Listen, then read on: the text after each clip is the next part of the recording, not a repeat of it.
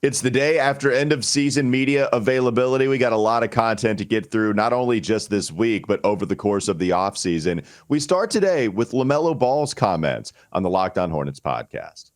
We're Locked On Hornets, part of the Locked On Podcast Network. Your team every day. In a minute, cuz we live.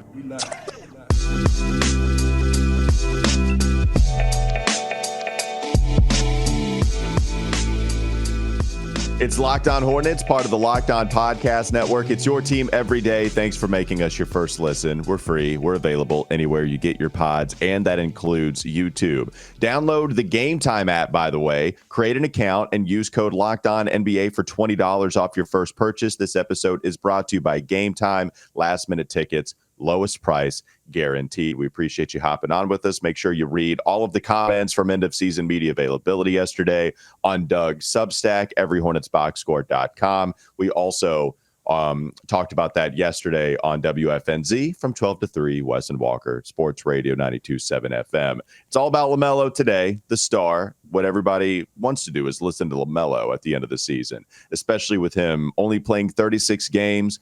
He didn't play that much. Steve Clifford talked about how he thought he took a big step defensively, and so other people kind of talked about LaMelo. And then LaMelo went up there, I believe it was late in the process, and then he spoke about his season. And so, Doug, I'll leave it up to you, man. Do you want to start with this comment on if he wants to stay in Charlotte? Because at least on social media, that was the video clip circulating the most, with people trying to dissect exactly what he meant with what was a very vague statement on the process.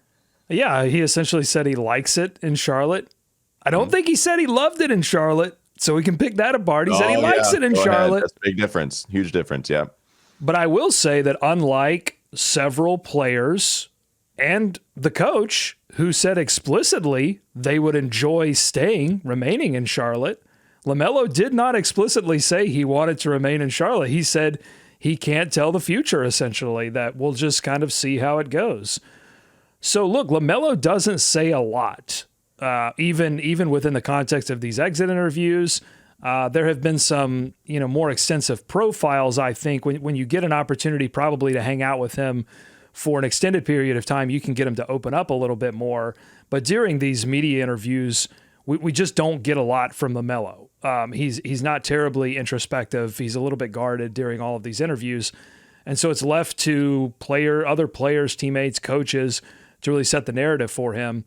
But look, we can say definitively that he did not say explicitly that he wanted to remain in Charlotte, that we would have to see on the future. And I think that's fair. Like, he's a player with star potential. I think he would want to keep all of his options open. And I've said this from the beginning, Walker, that the clock was ticking. When they drafted LaMelo and he came out and showed that he could actually shoot and that he had superstar potential in the league, I said the clock was ticking. It's on this Hornets organization to start now building around this player, putting assets around him that can get him to the playoffs and convince him that this was a team that he could stay with long-term and have championship aspirations. That's how Milwaukee got Giannis to sign the contract. That's how Charlotte can get LaMelo. But, I said the clock was ticking a couple of seasons ago. It's really ticking now. Well, yeah, and just to be clear, he did say he loves it out here. I just want to get the L words right. He did say play it by the day. Like I said, I love it out here. He did. Well, it's a key thing. We need to make sure, do you like it or do you love it? Love it means you might stay long-term. Like it means you were okay while you were here and now you're ready to get up out of here. Now, what does it mean if he wants some more of it? I mean, he can try really hard, but he can't win a championship without the Charlotte Hornets' help. So we'll see what happens. Here's the exact quote, right? When LaMelo was asked about his future in Charlotte, he said, play it by the day. Like I said, I love it out here. I can't really tell the future. Just see how it goes and go from there. He also said the main thing is winning. Life is better when you win. So I think a couple things. I think part of this is, outside of all the other comments, you talked about the write-ups over the past couple of seasons, whether it be GQ, I forget all the different write-ups. Kelly Eco had one, a part of The Athletic. So there are a bunch of different columns about him. And LaMelo all the time says how much he does really like it, love it, whatever. He has talked about positive feelings, all encompassing around the city of Charlotte. This was the first time where he gave you any inkling as to the contrary of not wanting wholeheartedly to be back here. And so it's not even that. Like it's notable. I also don't want to make it the biggest deal in the world because this is also somebody in LaMelo who I don't know how much he really wanted to come out here with some kind of cognitive way of expressing to you that, hey, I'm going to go away. I'm going to leave. I'm going to move on to a different city. And all I view this as maybe advice from people trying to put on pressure of the Hornets organization to make the right moves, which is totally fine. Like all of this is fine. So I didn't have any problem with this answer. I don't know if anybody had a problem with it, but with me, I don't know if I view this as a wholehearted decision that he wants to leave. I think there's pressure on the Hornets organization. That's been true for a while. Okay. Like that is the task at hand when you draft a star. It's what it is with Dallas. Name one, especially in the small market area. If you have not had one in a long time, that is the task at hand. It is a responsibility that you have now to try to make sure you maximize that potential. Now, everybody's laughing at Dallas for the gross tanking that just took place at the end of their season. Charlotte is trying to get to a place where they are battling for a play-in and beyond. At least they have a Western Conference Finals appearance. So this comment to me, yes, noteworthy. It's not damning, if you ask me. Well, I hope he does continue to put pressure on this organization. He should put pressure on this organization. This organization needs to be put under pressure to spend the money, to go out and be aggressive and find the players necessary to get into the playoffs. I mean, it's embarrassing how long it's been since they've been in a playoff series. It's even more embarrassing how long it's been since they've won a playoff series. So this organization absolutely needs to be put under pressure. And I think LaMelo is being savvy here and that he's not doing the thing that's going to cause like a rift. He's not doing the thing that's going to cause, major headlines, but he's slightly insinuating that, and I don't even think this is about the first extension contract, because I think it's a no-brainer that he's going to sign that, because this team can offer him, now with the CBA, even more, significantly more money than any other organization on this first contract. So I don't think, I think this is all about laying the groundwork for that second deal. And, if by that second deal, this team is not anywhere near championship or, Eastern Conference Finals contenders, then I think he has every right to go and explore options, because look, at the end of the day, it's about legacy. At the end of the day, it's about, how am I going to be viewed amongst my peers? LaMelo has the talent to be viewed among the great NBA players. He has all the potential in the world, but a lot of that potential is within his control. And then some of that potential is, based on how the team puts a roster together such that you can get that player into prime time. So I like what he said here. I like how he's sort of getting in the middle between like not causing drama and at the same time saying, hey, winning's super important and I don't love to lose. Yeah, and I'm not surprised about anything he said here. There wasn't anything shocking, right? I mean, LaMelo, when he says something, then okay, you're going to have to pay attention to it. But I don't think anything was shocking. Totally fair, everything that he said within that one snippet of, how much he likes it here in Charlotte, what he plans to do once you do have that decision to make about the contract, and even especially with his style of play, with how talented he is, I should say, those players have asked for a trade before. So they'll get their money and then they'll move on after that. And so that makes LaMelo's situation a little different compared to everybody else's. All right, let's continue to talk. Yeah. Go ahead. No, well, I was just kind of going to tease into the next segment too, because this could be a different scenario. We could be having a different conversation here if LaMelo and Clifford didn't see eye to eye, because then you're getting into a Trae Young, Nate McMillan type of situation where it is a lot of drama. And I think their relationship and being able to navigate it so quickly, because Clifford was hired so late in the process, it really gets us to this point where LaMelo is putting some vague pressure instead of, being super frustrated with how the year went. Yeah. All right. Let's get more comments from Steve Clifford on LaMelo. Coming up next, Locked On Hornets. Talked about some of the things that LaMelo did improve on this past season. We'll talk about some of the things he needs to continue to improve on this offseason. This episode is brought to you by Game Time. It's the place for last-minute ticket deals. Forget planning months in advance. Game Time has deals on tickets right up to the day of the event. You can get exclusive flash deals on tickets for football, basketball, baseball, even concerts, comedy, theater.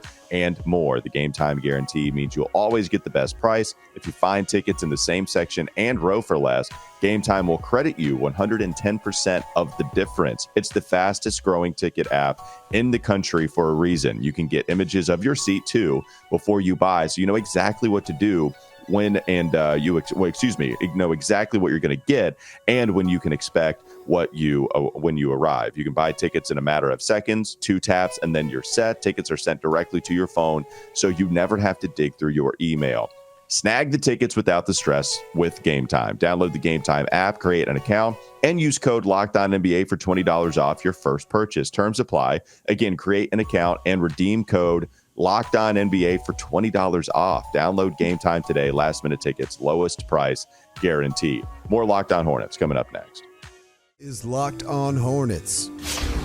Are we sure that like everyone interprets a handful as 5? I think so. Honestly, I would say a handful is normally 5, but I would agree. 4 is acceptable. What's going to hold 5 things in my hand? Look, 1, this is a pen, a book. I got a phone. You guys are actually right. It's getting pretty full. Yeah, I Here's know. a cable. 5. Okay, that's 5. That's 5. And here's All a right, let's coffee see. cup. What else? It's time for more of the Locked On Hornets podcast.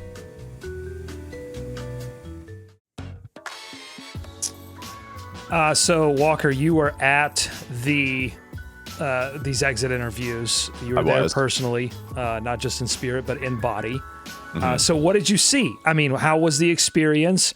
Were there a lot of people there? Was there a lot of buzz, if you will, around the franchise? Classic. I really think like a Hornets. franchise's health can be a little bit, or at least the interest from the public can be determined by the media attention around some of these things. So what did you see?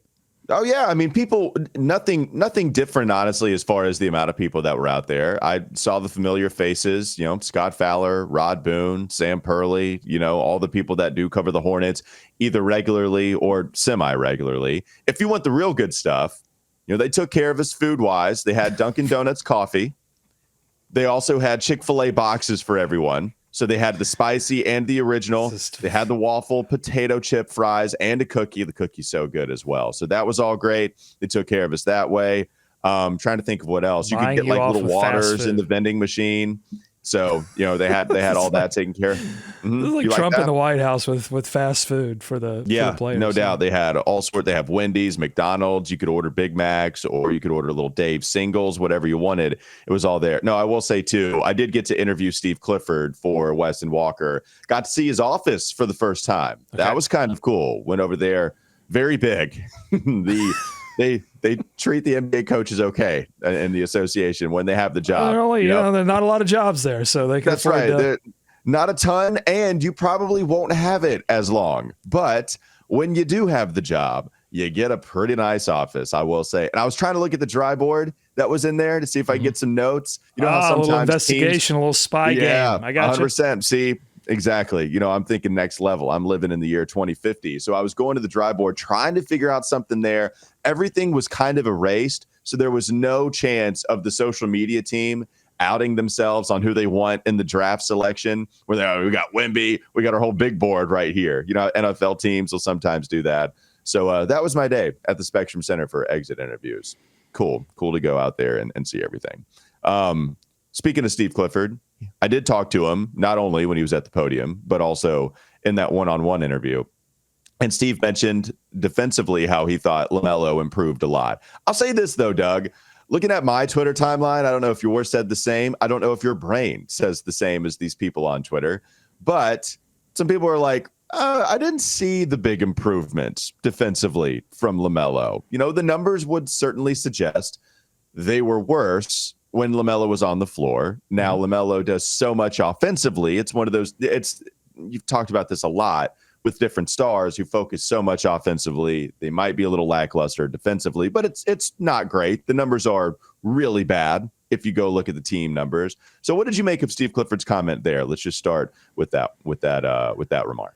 Well, I took his comments in the exit interview to mean that he saw some improvements like right before his final injury. Yeah, I don't know that he was referencing LaMelo's improvements all year. So maybe, he did maybe reference that's when he went out. You're right. I mean, he did. Yeah, maybe he that's did where the mention that. disconnect is because fans have been watching all year and they see, LaMelo often getting blown by and not being able to contain his man. Although I will say, and we've said this many times on the show, when LaMelo is switched on to big stars in the league like Jason Tatum, he has shown the ability to play really good one-on-one defense. Like, I've seen the potential is there. And you don't necessarily need him to be a lockdown defender. That's not what this team needs. The team needs him to understand what the defensive assignments are for him to execute. All right, we're going to switch here. We're not going to switch here. We're going to, down the screens when this guy's the ball handler. Executing on defense is what you're really looking for from LaMelo. You're not looking for him to be a defensive stopper like a Dennis Smith Jr. I think all of his defensive mistakes also are exacerbated by the fact that he plays alongside Terry Rozier. He doesn't play alongside a shooting guard that is not scoring as much and that is focused on the defensive end of the floor. But look, there are obviously some things that LaMelo needs to improve on that end of the floor. I think Clifford recognizes that, but I think wisely he also recognizes that critiquing that aspect of the game is not what long-term is going to make this team better. They need to, as he mentioned, find some external improvements in that department to make this a better team defense. Well, and the defense, look, they were very good post All-Star break. It doesn't mean that's going to be a rotation. They were playing a bunch. You talk about the baby bees. We mentioned JT Thor being second on this team in games played. Teo Maladone was actually top 7, top 8, something like that. And the guy was on a 3-month hiatus. It was ridiculous. And he played, 40 games and he was up there. So the injuries really killed this team.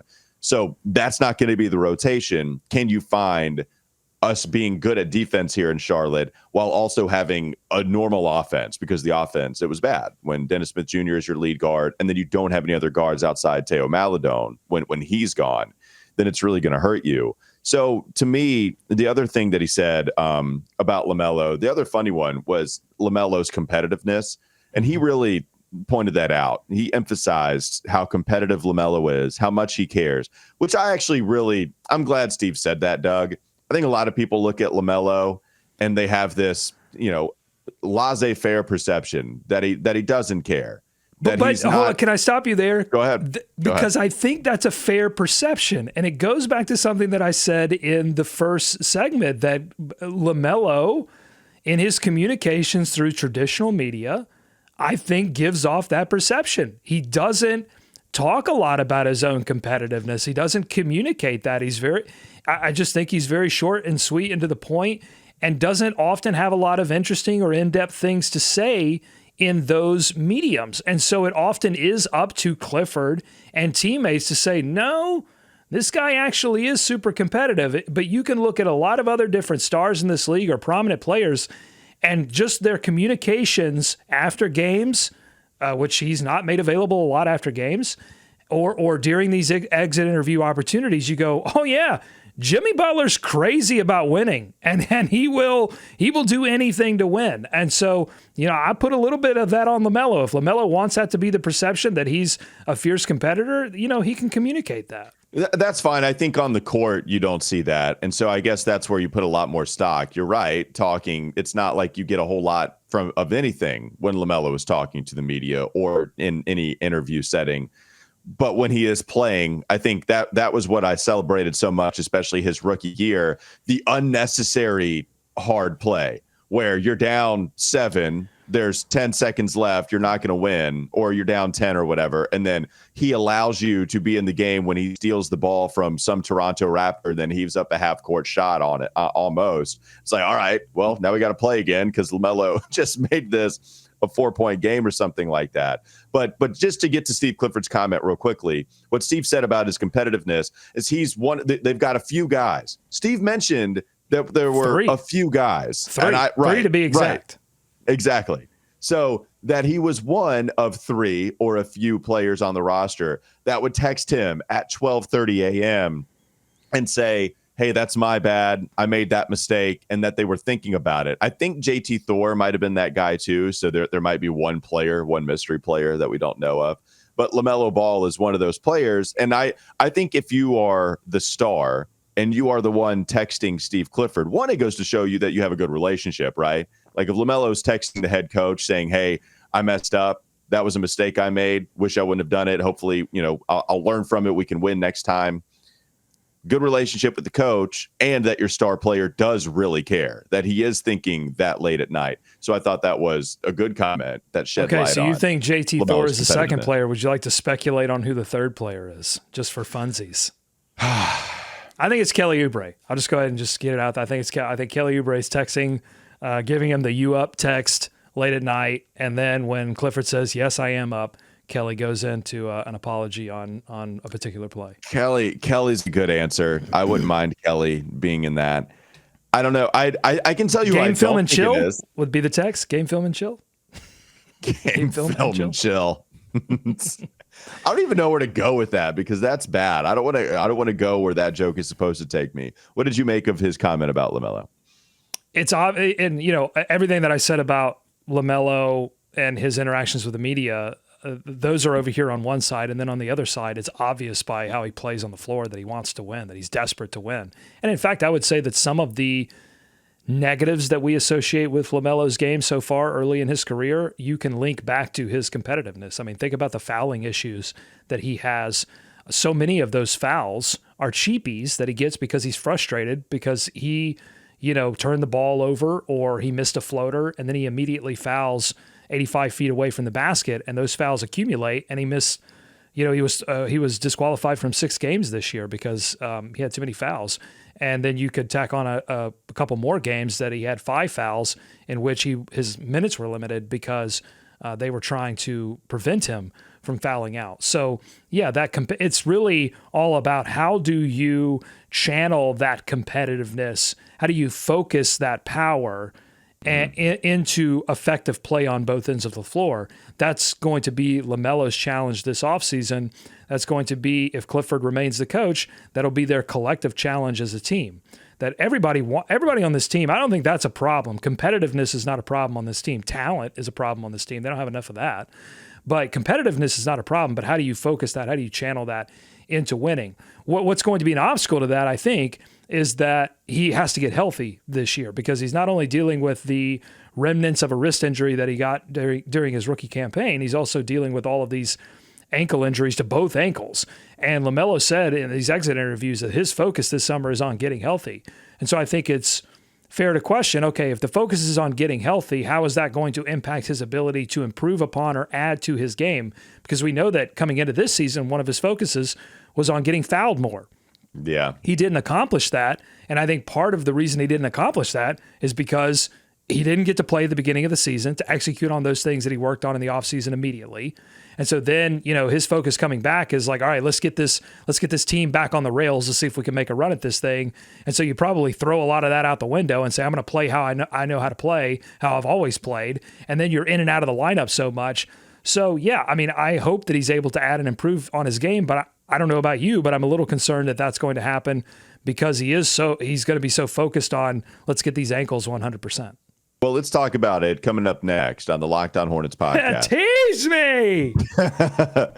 Let's talk a little bit more about the health of LaMelo and what he should be focusing on. There's also one other Steve Clifford comment about LaMelo I wanted to get to in the next segment. This episode is brought to you by PrizePicks. It's a daily fantasy app where you can pick 2 to 6 players, and if they score more or less in their PrizePicks projection, you win up to 25 times your money on any entry. There's no competing against other people. It's just you versus the projections available. And they offer projections on really any sport you watch. That includes the NBA, the NFL, the Big Three, including the MLB, but also college football, men's and women's college basketball. WNBA just had their draft last night if you're getting ready for the season. NASCAR, tennis, boxing, disc golf, Euro basketball, cricket. All right, I'm done. But there's a lot more. They're not done. They still have a lot more options. Entries can be made in 60 seconds or less. It's that easy. You have safe and fast withdrawals, and they're currently operational in over 30 states and even Canada. So download the PrizePicks app, go to prizepicks.com, Sign up and play daily fantasy sports. First-time users, by the way, can receive a 100% instant deposit match up to $100 with promo code Locked On. If you deposit $100, they give you $100. If you deposit $50, PrizePicks gives you $50. Don't forget to enter promo code Locked On at sign up for an instant deposit match up to $100. One more segment to go. Locked On Hornets. Is Locked On Hornets. Mitch Kupchak, will he do the thing that he has not done in season this entire Anything. time? The thing that he has not done It is always anything. comes back to do something. Just do one thing. You need to get a stick from outside and become the meme in person because it always comes back to do something. Do something. It's time for more of the Locked On Hornets podcast. Speaking of Mitch Kupchak, by the way, Mitch Kupchak will be speaking today at 11 a.m. I will not be out there this time. It's going to be too close to showtime, so won't be able to be out there and ask questions and get some of his comments in person. But we'll be talking about it tomorrow. Mitch is always probably, not because it's so profound what he says, but because of his power over decisions to be made on the organization, he's always the most anticipated, right? Especially with the infrequency in which he speaks too. I think so. Yeah. I mean, well, he's the guy that makes the decisions. You know, Clifford, right? Even during his first run, wasn't someone that had a lot of power in the front office over the decision making in terms of Jordan and Cho, especially the draft decisions. I mean, I don't think that Clifford necessarily signed off on drafting Malik Monk. I think he probably wanted Donovan Mitchell. So, yeah, I mean, in terms of how this team is going to get better, it's probably going to be more, or at least get better in terms of jumping from, not even close to the play-in to a playoff team. That's going to be more on Mitch Kupchak than it is going to be on Steve Clifford. Yeah, and so LaMelo is going to have to get better too, right? I mean, you want him to get better. That was the question you asked. Is his ability to get better going to be hindered by his injuries, his multiple ankle injuries from this past season? And he told you in his exit day interview that, yeah, his main focus is going to be on getting healthy. So, Doug, I don't know if it's going to hurt him. And the reason I say that is because if you go back to his rookie season where he came back, last 10 games played, those numbers for LaMelo weren't great. And those were all after his wrist injury. They clearly affected his numbers, right? But when he came back the following season, I mean, he had an awesome game against Indiana in the debut. He has that amazing second half. It didn't mean that he didn't get better, right? He actually increased his three-point shooting percentage after already shooting pretty well, 35% his rookie season. That was something we were asking, is it legitimate? Can he do it over the course of a year? And then at the end of that year, he shot 39% from three, shot 87% from the free throw line. So at least the wrist injury, that's still bothering him a little bit, by the way, right now, was able to shoot really well. So I'm hoping that we can apply that here. At the end of the day, we have zero clue, right? The ankle injury is still a problem. It should be noted that he was in a boot when he walked up to the podium to speak to media. So he is still in that boot. Now they do expect him to be ready by training camp. They do expect him to be ready to go once you ramp up basketball activities. But it's totally a fair question when you have four of these things, when you have four of the problems surrounding one area of your body, completely fair question. And I'm with you. At the end of the day, I don't know. I'm just hoping that it doesn't hurt his ability to improve next year. Yeah, and I think the difference between the wrist and the ankle is that on the ankle injury front, there might be a focus this offseason on just improving the strength around the ankle, doing some things, changing the body a little bit to deal with some of that. And and we don't know, but would you be at all surprised if over the next couple of weeks we get some kind of news coming down the pipe that he's had some kind of procedure? I mean, that's what happened with Steph Curry. That there's some other remedy that they explore to get him ready for next season. I wouldn't be surprised by that at all. I wouldn't be surprised if it didn't happen, and they had already done everything they were going to do. But I think there is going to be probably some work around his body to make sure that this is not a long-term problem. So it's all super interesting. I think what was also a big story, I guess, or at least multi-threaded story in these exit interviews where that a lot of players want to stay in Charlotte. You know, PJ Washington said, my family's here. I love it here. I want to stay. Kelly Oubre has said multiple times he wants to stay in Charlotte. I guess my question, and I've asked this when Kelly said he wanted to stay in Charlotte, but I'll ask it again. Does that mean anything that all of these players want to stay in Charlotte? Does it mean anything as far as you signing them or not? It has a little less impact. But does it mean something that might speak to everybody else that want to come to Charlotte, and it speaks to a culture here? I mean, yeah, look, it goes to show you, if the players want to be here, man, then that speaks volumes as to just how attractive this place can be. And so while you have the Bill Simmons podcast and the Low Post, and look, I get it. They can only shed their opinion on what they've seen from ownership, what they've seen over the last decade, whatever. I'm not arguing that Charlotte is an extremely well-run organization. I am not here to argue that whatsoever. What I am here to argue is when it comes to trying to retain Steve Clifford, or whether you should or not, this is certainly a piece of evidence for Clifford. The fact that Kelly Oubre says he likes it here, the fact that PJ does. LaMelo and Steve Clifford clearly have a very good relationship. There are a lot of players that, there he is singing praises of JT Thor, a young player. The whole he doesn't play rookies thing. It took a while, but once Mark Williams was in the rotation, he played him. Bryce McGowan's a second-round pick. Played him even with some guys getting back from injury. So there are a lot to like about Steve Clifford's fingerprints on this team. And I do think just overall the city, it's always been one of those where, if you don't know, if you are listening from somewhere else in the world or in the country right now, Randy Moss lives here in Charlotte. Allen Iverson lives here in Charlotte. There are so many different athletes that will come through and then just say, you know what, I like it here. I'm going to set up camp. Josh McCown might be the greatest example who played for like 13 different NFL teams and decided Charlotte was the place for him. It's people love it when they get here. A lot of people settle down.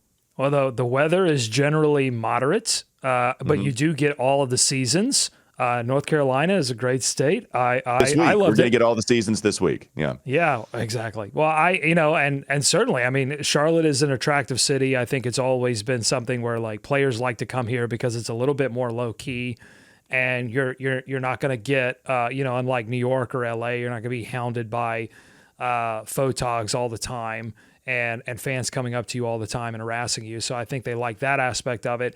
And I would say too, the media environment around this team is not what I would classify as aggressive. Like those exit interviews were pretty mild. All the questions were, stuff that they could answer easily. It wasn't, unlike a New York or an LA or even a Dallas, the questions aren't super pointed. Maybe that changes as this team this team ascends into contention. How weird is it? How weird is it talking to someone that was there for at least a few of the interviews? What I'm saying is, step your game up, Walker. I think you can ask a few more pointed questions. Well, and that's fair, because I do want to talk about that a little bit, because look, they've been asked about Miles Bridges quite a bit. That's the hard question to ask. And so now that here we are at the end of the regular season, where we've talked about what do you want LaMelo? They're not. They've been asked about it, but they really haven't, right? You know what I'm saying? The players been asked about Miles. We talked about LaMelo's answer about Miles Bridges quite a bit. Well, we did, but earlier. I'm saying, like, in terms of the questions being asked, right? To me, if this were a big city, if this were a big story in the NBA, I think part of the reason the whole Bridges thing isn't a big story in the NBA is because it's not happening in a major market, and so people can kind of sweep it under the rug. But if this were to happen in a major market, I think there would be a reporter that would when LaMelo got an opportunity at the mic, would say, "Hey, LaMelo, you were seen dapping it up with Miles Bridges after the game. What do you think that what kind of message does that send to the victims of domestic violence?" Like, those kind of questions aren't being asked in this environment. No, they're not. But I do remember, like, when he was asked about it earlier, right? Like, we had this conversation, and LaMelo got killed for it because of his conversation. LaMelo, Terry Rozier was asked about it. This was during media day. This was during media day coming into the season. Who killed him for it? No, I think Twitter did. I think a lot Okay, of but people that's did. different. See, that's the whole thing I'm saying. Wait, no, I'm saying, but he was asked the question though. Like, nobody. Well, media's not going to continue to ask if he gives you an answer. But you didn't even get an article about it. Well, all I'm saying is that, you know, Twitter's one thing, but I'm saying that the media environment here is a little soft, and that I mean, yeah, it's not. I think it's been that way it's been that way for a long time, and that's because this team, it has been irrelevant, and I think it comes with the sort of irrelevant territory, but also it's an environment that's been crafted. And so that is what it is. But I think players, to a certain extent, enjoy that. What I would challenge is, hey, you know, if a certain kind of player loves it here, and that player might not be like a superstar level player, because, you know, I think the level of player that loves it here, I mean, with Kemba Walker aside, who was a multi-time All-Star, the kind of player that loves it here tends to be the kind of player that probably is not going to get playing time, you know, in some of these other major markets where they are contending for championships. So, like, yeah, you do love it here because if you're a certain level of player, you're going to get playing time where you wouldn't elsewhere. Yeah, I mean, and look, I'm looking up that comment that LaMelo had. He said he's not really trying to throw negative energy around, you know, just keep it positive. You know, Charlotte Observer did have an article on it, just to be clear. Bleacher Report, TMZ, New York Post. So LaMelo had that, and there were Terry Rozier when he was talking about, like, at the beginning, I just, for me, if they're going to give us no comment, you know, we did ask Mitch Kupchak, or they asked Mitch Kupchak. I didn't ask him, but when Mitch Kupchak spoke at the deadline, they asked Mitch Kupchak about Miles Bridges, and Mitch said, "I'll let you figure out how much that affected our season." And we were like, okay, clearly you think it affected your season quite a bit. But that was the one thing missing. To your point, though, right? Like, as far as aggressive style questions, the Miles Bridges thing was the one that wasn't asked yesterday. Steve Clifford was asked about the potential sale of the team. You know, he says he hopes that, you know, we can talk a little bit more about that. But Miles, unless there's something else that would have been more aggressive outside of Miles, because that was the one. Like, I'm not thinking of it outside of the Miles Bridges thing. Yeah, that's just my point is that I think if you're a player, I think if you're a player, you would love this kind of media market because it's not going to really ask. It's not going to ask deeper level questions. It's not going to be like extremely critical, and you know that is what it is. Yeah, that's fair. I that wasn't rhetorical, by the way. I was asking, but it's fine. I was asking if there was anything else you had in mind, but no, that's totally fine. Thanks for making Locked On Hornets your first listen today. Make your second listen game to game NBA, every moment, every top performance, every result. Locked On Game to Game covers every game from across the league with local analysis that only Locked On can deliver. Follow Game to Game on Locked On NBA, available on the Odyssey app, YouTube, and wherever you get your podcasts. Have a great rest of your day. We'll be back with you tomorrow.